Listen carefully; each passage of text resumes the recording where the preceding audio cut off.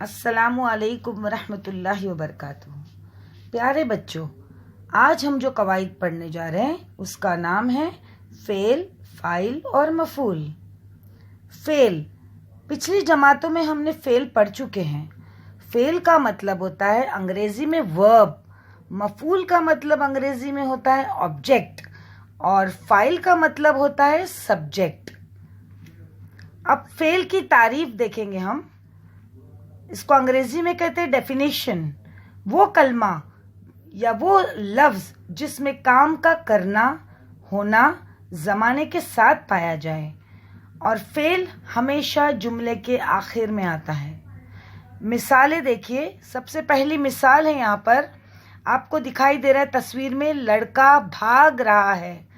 بھاگ رہا ہے یعنی وہ کچھ کام کر رہا ہے، وہ ایکشن کر رہا ہے۔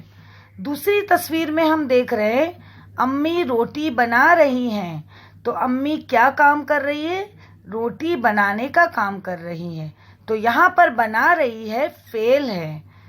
تیسری تصویر میں آپ کو دکھائی دے رہا ہے بچہ رو رہا ہے۔ اب رو رہا ہے بچہ، کیا کر رہا ہے؟ رو رہا ہے، تو کیا کام کر رہا ہے؟ وہ رونے کا کام کر رہا ہے، تو یہاں پر رو رہا ہے فعل ہے۔ اب ہم دوسرا دیکھیں گے مفعول۔ مفعول کے بارے میں پڑھیں گے۔ مفعول کی تعریف ہے جس چیز پر کام کیا جائے اسے مفعول کہتے ہیں، یعنی جس پر کام کیا جاتا ہے جسے ہم آبجیکٹ کہتے ہیں۔ تصویر میں دیکھیے، آپ کو پہلی تصویر میں دکھائی دے رہا ہے لڑکی سیب کھا رہی ہے۔ اب لڑکی کیا کھا رہی ہے؟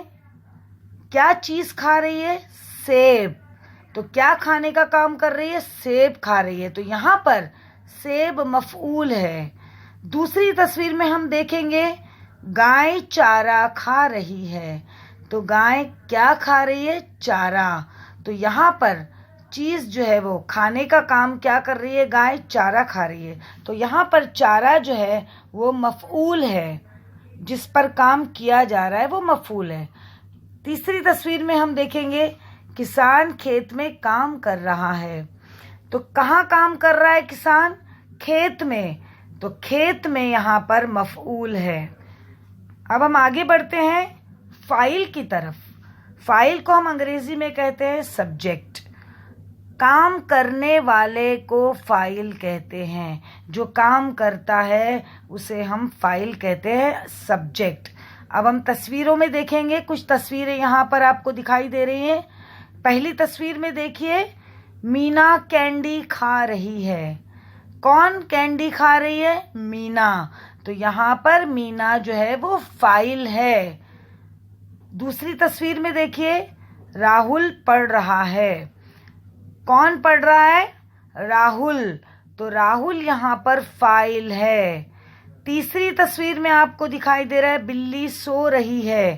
کون سو رہی ہے؟ بلی، تو بلی یہاں پر فاعل ہے۔ آگے دیکھتے ہیں ہم، یہاں پر آپ کو فعل، مفعول اور فاعل تین الفاظ دکھائی دے رہے ہیں، لیکن تینوں جملے ایک ہی جیسے آپ کو فعل، مفعول اور فاعل میں ایک ہی جیسے جملے دکھائی دیں گے۔ سارا جھولے پر بیٹھی، سارا جھولے پر بیٹھی، سارا جھولے پر بیٹھی۔ اب یہاں پر پہلے جملے میں سارا جھولے پر بیٹھی پر فعل کیا ہونا چاہیے؟ کام کیا ہو رہا ہے؟ بیٹھنے کا کام، تو بیٹھی جو ہے وہ فعل ہے۔ پھر سے دوبارہ وہی جملہ دیکھیے، سارا جھولے پر بیٹھی، لیکن یہاں پر کس پر بیٹھی؟ بیٹھنے کا کام تو ہو گیا، لیکن کس چیز پر بیٹھی؟ وہ جھولے پر بیٹھی، تو یہاں پر جھولا مفعول ہے۔ تیسرے وہی جملہ سیم ہے، دہرایا گیا ہے، سارا جھولے پر بیٹھی، تو یہاں پر کون بیٹھی؟ جھولے پر بیٹھی۔ کس پر بیٹھی؟ جھولے پر بیٹھی، لیکن کون بیٹھی؟ سارا بیٹھی، سارا یہاں پر فاعل ہے۔ آج ہم نے کیا سمجھے بچوں؟ فعل، فاعل اور مفعول، جو کہ بہت اہمیت رکھتا ہے اور ایس ایس سی بورڈ میں یہ سوال آتا ہی ہے۔ تو یہاں پر میں آپ کو ایک ہوم ورک دے رہی ہوں، درج ذیل جملوں سے فعل، فاعل اور مفعول تلاش کر کے مناسب खानों में लिखिए। आपको यहाँ पर 5 जुमले दिए गए हैं।